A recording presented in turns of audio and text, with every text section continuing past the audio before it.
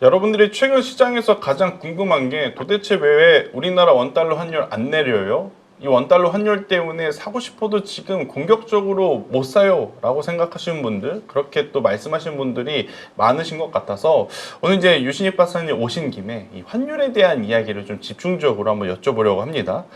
박사님, 일단 환율이 과거처럼 낮아지지 않고 계속 이제 1350원에서 1400원대 사이에 지금 형성이 되어 있거든요. 이 이유가 왜 그럴까요? 아시아 통화가 모두 다 약세인 상황이고요. 오늘 일본이 일예로 금리를 올렸습니다. 그렇죠. 근데 155엔이에요. 그러니까 지금 위안화 같은 경우도 7위안대에서 멈춰 있는 상태이고, 홍콩 달러도 마찬가지고, 모든 아시아권 주요 통화들이 다 약세예요. 그러면은 우리가 이제 BIS에서 전반적으로 그 통화별로 이 사용, 거래량을 좀 볼 필요가 있는데, 거래량은 여전히 달러 중심으로 늘고 있습니다. 그런데 문제는 뭐냐면 그에 못지않게 위안화도 완만하게 늘어나고 있는 상태예요. 지금 이런 형국은 무엇으로 보셔야 되나? 사실 지금 원달러 환율이 오르는 거를 우리 원화의 문제, 한국의 문제로만 지금 자꾸 접근하셔서 그래서 IMF 간다, 이런 분석들을 극단적으로 하시는데, 그렇죠. 저 그 아무 의미 없는 분석으로 생각합니다. IMF 갈 수도 없고요. 지금 상황 가려고 한다면 IMF를 가기 전에 아마 미국의 핑크레딧 많은 채권자들이 우리 채권을 다 사버릴 겁니다. 왜냐면은 순대외 채권 규모 자체가 그때랑은 아예 다르죠. 개념이 다르기 때문에.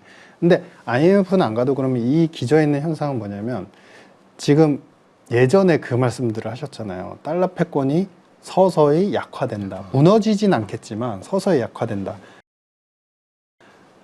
이 현상이 바로 달러 패권이 약화되는 현상으로 부수적으로 이 동맹에 들어가 있는 통화들이 다 약세를 보인다고 보시면 됩니다.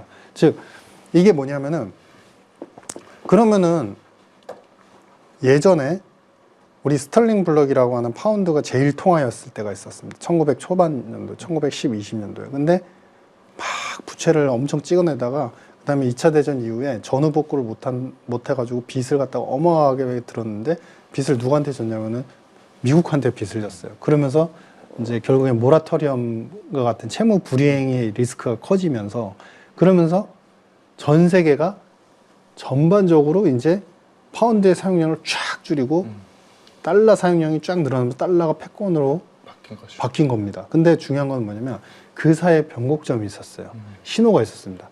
이 파운드 스털링 블럭에 들어가 있는 동맹 국가가 한 40여 개 정도였는데, 중동 국가, 유럽 국가 다 들어가 있었습니다. 근데 여기에 소속된 국가들의 통화가 갑자기 약세를 보이기 시작하는 거예요.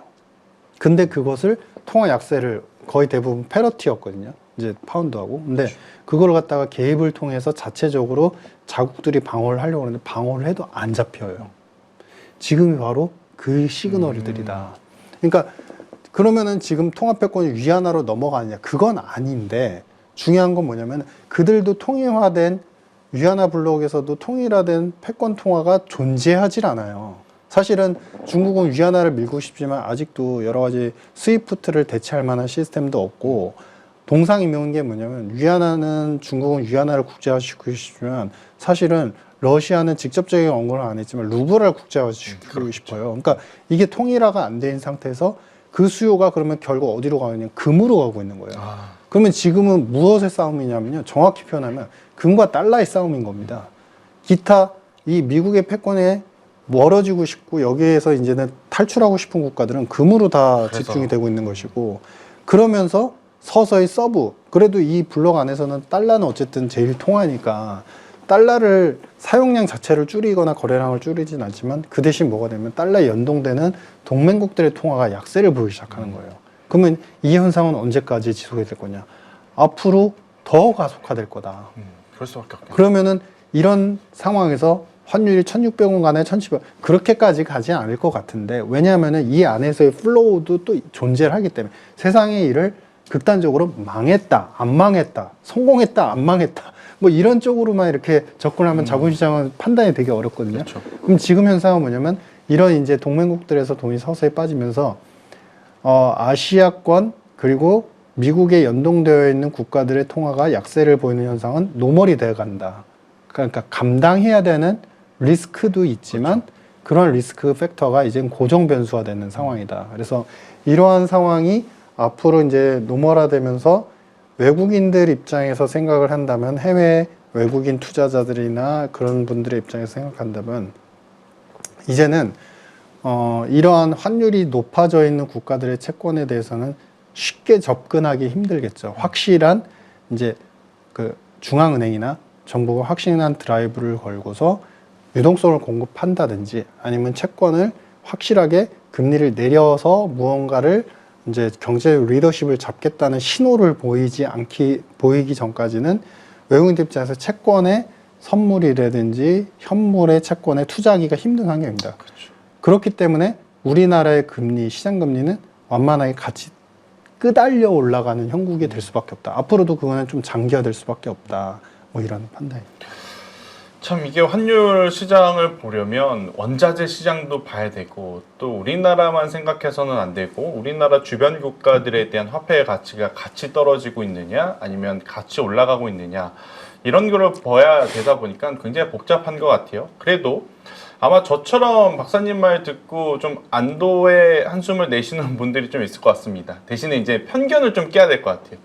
주식을 좀 오래 하다 보니까 저도 이 환율이 1,300원 초반대까지는 그냥 그래 괜찮겠지라고 생각을 했다가 막상 1,300 중반 후반 되니까 이게 매수를 해도 되는 게 맞아? 이런 고민이 있었지만 오늘 박사님 이야기에 굉장히 좋은 힌트를 얻어가는 것 같습니다. 앞서 우리가 투자 이야기를 할 때 자산 배분보다는 지금 박사님께서는 뭔가 선택과 집중을 통해서 집중 투자를 조금은 더 선호를 하시는 것 같아요. 이 부분에 대해서 왜 이제 지금 집중 투자를 해야 되는지 이걸 강조하는 이유를 좀 몇 가지 더 말씀해 주실 수 있을까요? 그러니까 여기에서 핵심은 뭐냐면 네.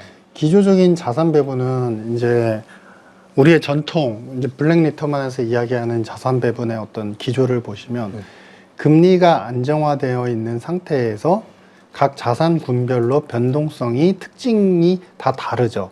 예를 들면 채권, 원자재, 그 다음에 그 주식에서도 선진국 주식과 신흥국 주식의 그 변동성 자체, 그 표준 편차, 볼러틸리티가 다르기 때문에 그런 마켓 변수, 시장 변수, 환율과 금리가 안정화된 상황에서는 그 총 변동성, 가중평균한 총 변동성을 낮추는 식으로 자산을 뿌려야 된다라는 게 이제 기본적인 자산 배분의 로직인데 그게 이제 사실 작년도 같이 금리가 이제 튀었다가 낮아질 수 있는 구간, 그래도 낮아질 수 있는 가능성이 열려 있는 구간이었는데 왜냐하면 금리를 내리다가 잠깐 멈춘 거였기 때문에 그런 구간에서는 전반적으로 정책적인 부분도 가미가 되면서 성장주는 성장주대로 좋고 그다음에 금리도 과도하게 너무나 금리가 튀었던 오버슈팅이 되었던 부분에 의해서 사실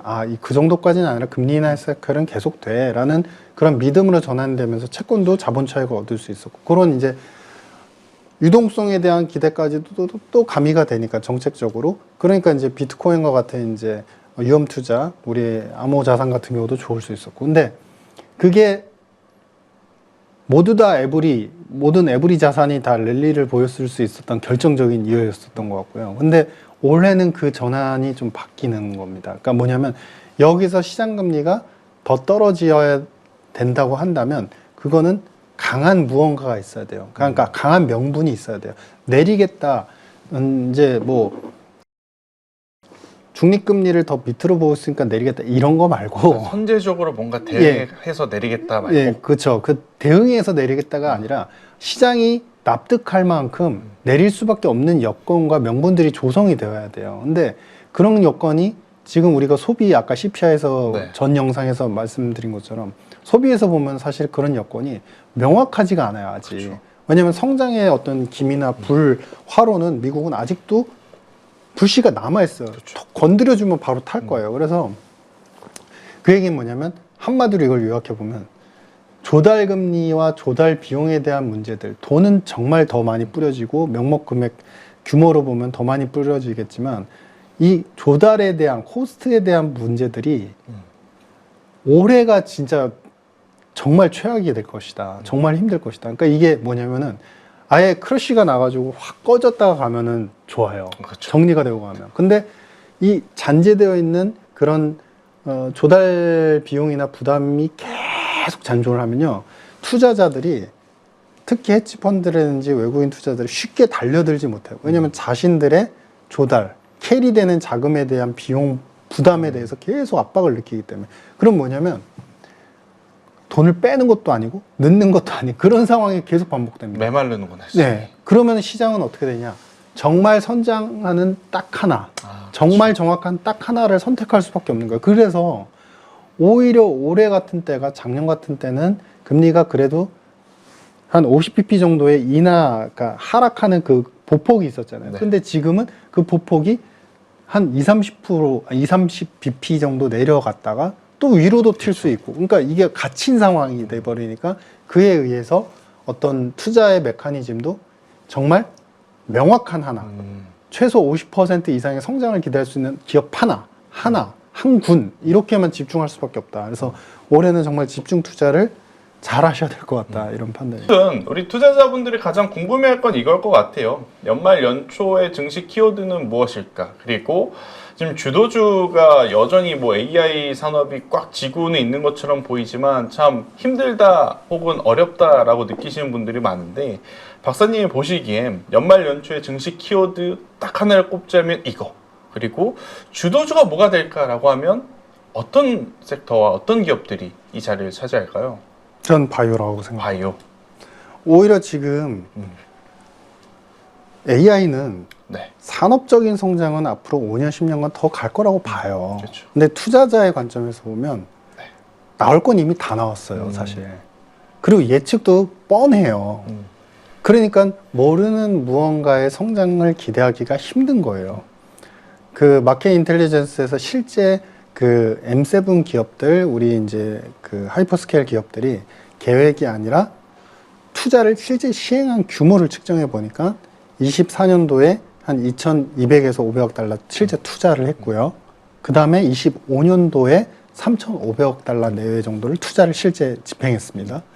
그러면은 전년 대비로 하면은 증가율이 50%가 나왔죠. 그렇죠. 근데 내년도를 보면 실제 CFO를 대상으로 실제 투자할 수 있는 규모나 돈을 집행할 수 있는 규모를 다 합산해 보니까 한 4,500억 불이에요. 조금 떨어지네요. 그러니까 증가율이 떨어지기 시작하죠. 그렇죠. 30%, 뭐 20-30% 정도로. 그게 그러니까 낮다는 건 아니죠. 그렇죠. 명목 규모는 늘지만 이제 증가하는 속도가 처음에는 가파르다가 이제 서서히 둔화. 네.